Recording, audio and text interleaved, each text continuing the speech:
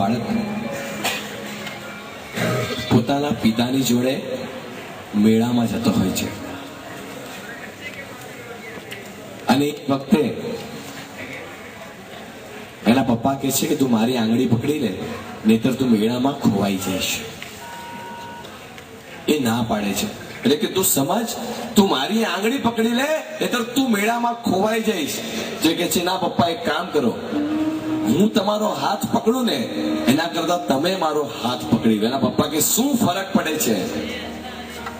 એ વખતે એ બાળક નાનકડો જવાબ આપે છે કે પપ્પા, મેં તમારો હાથ પકડ્યો હોય અને એ વખતે સંભવ છે કે ક્યાંક ધક્કા મુક્કી થાય, ક્યાંક તમે આગળ અને હું પાછળ નીકળો અને હાથ ખેંચાઈ જાય, તો મેં તમારો હાથ પકડ્યો હોય તો એ હાથ છૂટી જવાનો પૂરેપૂરો સંભવ છે. પણ પપ્પા, તમે જો મારો હાથ પકડ્યો હશે તો ગમે ક્યાં મેળાની ગર્દીની અંદર પણ તમે મારો હાથ પકડી રાખશો. એવી રીતે આદેશ્વર દાદાને કેવું છે કે હે દાદા, મારે તમારી આંગળી નથી પકડવી, તમે મારી આંગળી પકડી લો. કદાચ કાલે 7 જાત્રામાં, ત્રીજી, ચોથી કે 5મી જાત્રામાં મેં તમારો હાથ પકડ્યો હશે ને તો સંભવ છે કે મારો હાથ છૂટી જાય. પણ ભગવાન, તમે મારો હાથ પકડી લો કે 7 જાત્રા પૂર્ણ ના થાય ત્યાં સુધી હાથ તમારે નથી છોડવાનો. એવું વચન આજે હું તમારી પાસે લઈને જવાનો છું. એક જેલની અંદર રાષ્ટ્રપતિ ગયા હોય છે. બધા કેદીઓને મળવા માટે બોલાવે છે, ઇન્ટરવ્યુ લે છે, કેવી વ્યવસ્થા છે, શું છે. અને 4 કેદીનું પરફોર્મન્સ જોયું કે આ બહુ સુપર, એકદમ એમનું પરફોર્મન્સ બહુ સરસ છે. તો 4 ને બોલાવ્યા અને પહેલાને પૂછ્યું કે બોલ, તારે શું જોઈએ છે? તો એણે કીધું કે અહીંયા જમવામાં છે ને રોટલી એકદમ કડક આવે છે, દાળ તો એકદમ પાણી પતલી, પાણી જેવી આવે છે. અહીંયાનું જમવાનું સારું થાય એવું કરાવી દો. લખીને આપી દીધું કે આ ભાઈને સારામાં સારું જમવાનું આપવાનું. પતી ગયું. બીજા નંબરનો આવ્યો, સાહેબ મારી ઓરડી એવી ગંધાતી છે, કાળો મેસ, કલર બી વર્ષોથી નથી થયો, એટલો બધો ઉકળાટ છે, મચ્છરનો ત્રાસ છે. બોલાવ્યો અને કીધું સુપ્રિન્ટેન્ડન્ટને કે આની ઓરડી નવી કરાવી દો, એકદમ રંગ રોગાન, પલંગ ફર્સ્ટ ક્લાસ કરી દો. કે જી સાહેબ. ત્રીજાને બોલાવ્યો કે અમારે અહીંયા આગળ મનોરંજન માટે કાંઈ નથી, કંઈ ફૂટબોલ ગ્રાઉન્ડ, કંઈ ગાર્ડન, એવું કંઈક કરાવી દો, તમે કંઈક બહાર લટાર મારવા જઈ શકીએ. કે ઠીક છે, તારી માટે એ પણ થઈ જશે. અને ચોથાને બોલાવ્યો કે તારે શું જોઈએ છે? અને એ વખતે વિચાર કરે છે કે આપનાર એ ભારતની સર્વોચ્ચ વ્યક્તિ, રાષ્ટ્રપતિ, એ અહીં આગળ આવ્યા છે, એ મારા ઉપર ખુશ થયા છે, એ મને માંગવાનું કે છે. હવે ઓછું ન માંગી શકે. એ કહે છે સાહેબ, જો તમે મારા પર ખુશ થયા હો તો મને આ જેલમાંથી મુક્ત કરાવી દો, મને આ જેલમાંથી મુક્ત કરાવી દો. આદેશ્વર દાદા આપવા બેઠા હોય અને આપણે માંગવા બેઠા હોય અને દાદા મલક કરતા પૂછતા હોય કે બોલ, તારે શું જોઈએ છે? હા, ઓછું આજે મારે નથી માંગવું ભગવાન, તું જ્યાં બેઠો છે ને ત્યાં તારી બાજુમાં મારે બેસવું છે. બસ સાહેબે કીધું ને આજે કે ભગવાન તારી સાથે મારે આવવું છે. કેટલી સરસ આવી માંગણી. કાલે 2 દિવસ છે ને, મેં એક જગ્યાએ બહુ સરસ વાત વાંચી હતી. 7 જાત્રા માટે લખેલું હતું. એમાં નીચે લખેલું હતું કે ભગવાન, આ 7 જાત્રા તો એક બહાનું છે, હું તો એ બહાને તને મળવા માટે આવ્યો.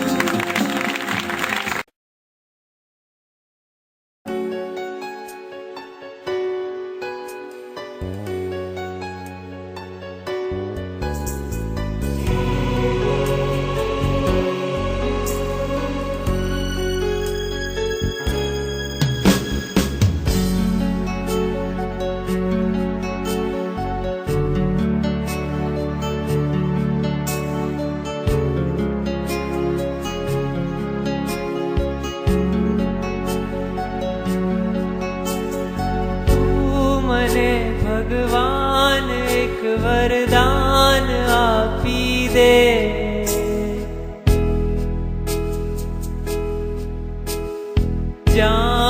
વસે છે તું મને ત્યાં સ્થાન આપી દે.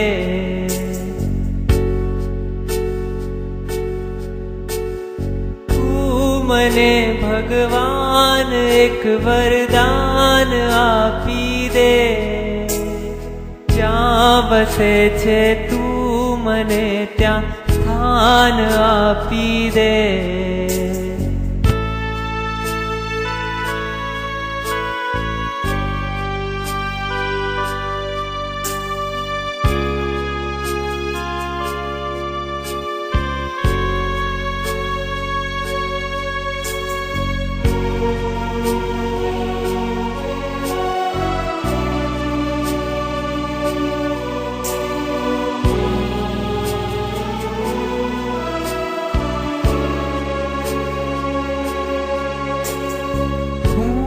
જીવું છું એ જગતમાં જ્યાં નથી જીવન.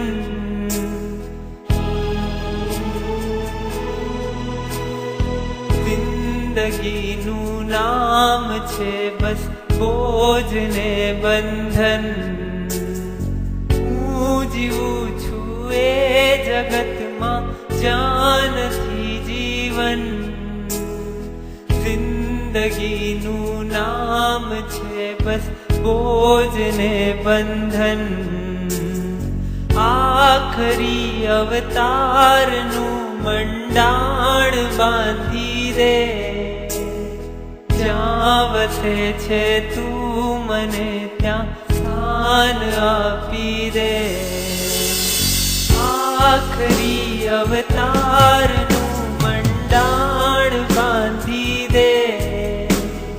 જ્યાં વસે છે તું મને ત્યાં સ્થાન આપી દે. તું મને ભગવાન એક વરદાન આપી દે.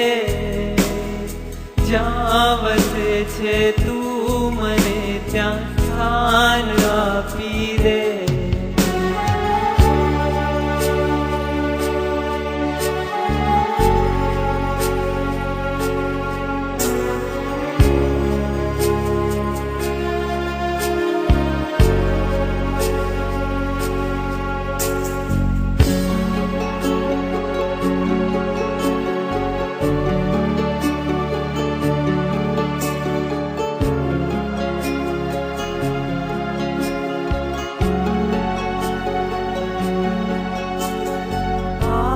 ભૂમિમાં ખૂબ ગાજે પાપના પડઘમ.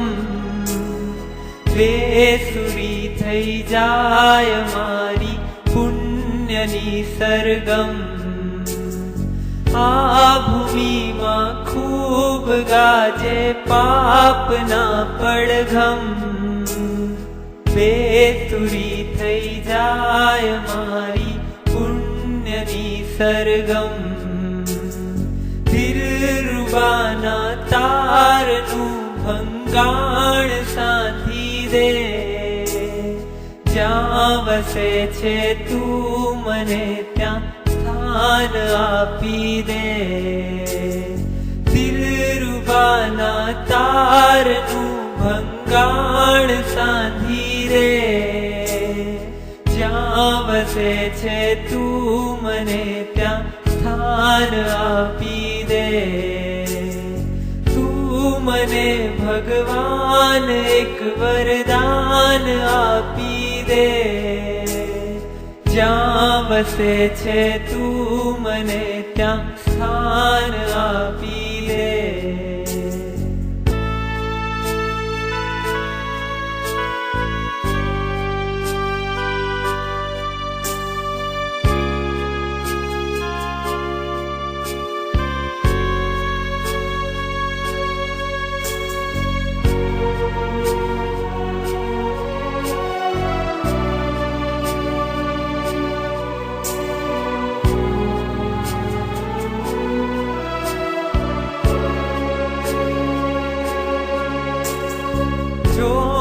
તનમાં જ્યાં લગી છે સહુ કરે શોષણ. જોમ જાતા કોઈ અહીંયા ના કરે પોષણ, જોમ તનમાં જ્યાં લગી છે સહુ કરે શોષણ, જોમ જાતા કોઈ અહીંયા ના કરે પોષણ, મતલબી સંસારનું જોડાણ કાપી દે, જ્યાં વસે છે તું મને ત્યાં સ્થાન આપી દે, મતલબી સંસારનું જોડાણ કાપી દે, જ્યાં વસે છે તું મને ત્યાં સ્થાન આપી દે, મતલબી સંસારનું જોડાણ કાપી દે, જ્યાં વસે છે તું મને ત્યાં સ્થાન આપી દે, મતલબી સંસારનું જોડાણ કાપી દે, જ્યાં વસે છે તું મને ત્યાં સ્થાન આપી દે, તું મને ભગવાન એક વરદાન આપી દે, જ્યાં વસે છે તું મને ત્યાં સ્થાન આપી દે, જ્યાં વસે છે તું મને ત્યાં સ્થાન આપી દે, જ્યાં વસે છે તું મને ત્યાં સ્થાન આપી દે,